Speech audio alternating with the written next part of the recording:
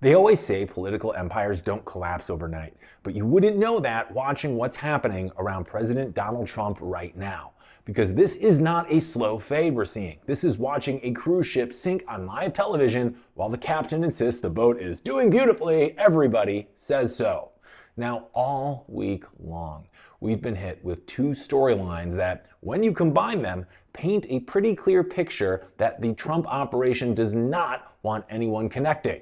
His allies are abandoning ship, and his approval numbers, with the working class specifically, the core of the core, the thing that he brags about more than his golf swing, are falling through the floor like a Wile E. Coyote cartoon.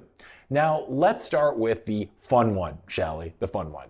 The Republican retirement parade that we're currently seeing. Another Trump loyalist, Representative Troy Nehls, just announced he's calling it quits. He's retiring, he's going home, he's hanging up the old MAGA hat, and he made sure to tell Trump about it personally, because when you're about to break up with a guy who owns a tank full of lawyers and lots of money and, the power of the free world, you do it gently.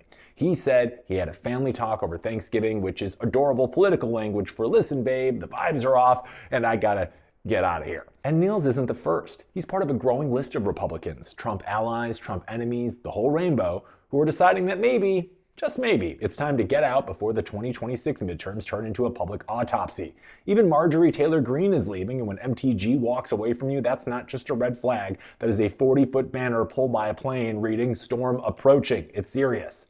Then there's Don Bacon, a guy who said he almost quit over Trump's 28-point peace plan for Ukraine and Russia. Now, if your own party members are reading your foreign policy and contemplating early retirement, something is certainly amiss at Mar-a-Lago. But the real bombshell isn't the resignations. It's why they're actually happening. And to understand that, you gotta look at Trump's approval numbers right now with working class voters.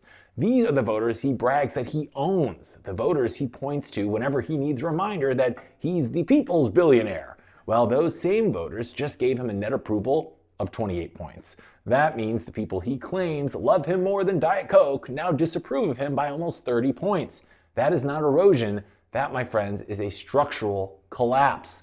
Now, let's put it into perspective, shall we? In 2024, working class voters were Trump's biggest success story. He made major gains. He bragged about it nonstop. And now he's underwater by margins that even the Titanic would say, damn, that's rough. And it gets worse. His overall national approval is down to 38%. That is the lowest since he returned to office. So what's causing all of it? Well, part of it is the economy. Inflation is still high, people are feeling squeezed, grocery bills look like ransom notes, and Trump promised to fix that day one.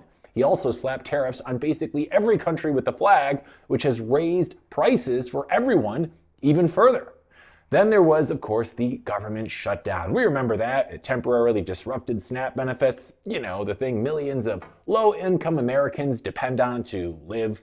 Well, nothing says I'm your champion quite like accidentally unplugging the national grocery store budget for your people, right? And while Americans are feeling poor right now, Trump is living the most aggressively wealthy lifestyle possible. Even political experts are laughing about it. One said he's turned the White House into northern Mar-a-Lago, complete with golf trips, photo ops, and crypto schemes, even lawsuits against foreign broadcasters. He looks less like a president and more like a guy streaming a Real Housewives spinoff from the Oval Office. It's getting a little out of hand. And that is why his allies seem to all be running for the exits. They see the numbers, they see the mood, they see the economy, and they see a leader who feels more disconnected from normal people than ever before. Trump isn't the outsider anymore. He's the establishment in a gold elevator, and we cannot choose to ignore this any longer. Meanwhile, he's on Truth Social blaming every pollster in America. Fake polls, fake news, very unfair. You know the drill. But when your own base is shifting, when your allies are leaving, and when your voters are saying, hey, my man, rent is due, screaming fake polls starts sounding like the political version of the dog ate my homework, doesn't it? Yeah, it's ringing a little true for me. Now, here's why this matters to you, this matters to me, this matters to all of us. The direction of the country, the economy, the midterms, the way Congress functions is being shaped by a shrinking circle around Donald Trump, a circle that's losing people weekly, a circle that's getting more isolated, and a circle that now looks like it's being held together with duct tape and energy drinks. If Trump doesn't turn things around fast, the only people left in his inner circle will be his lawyers, his dentist, and that one guy at Mar-a-Lago who keeps showing him crypto charts. And yes, the chaos is far from over, I'm sorry to say.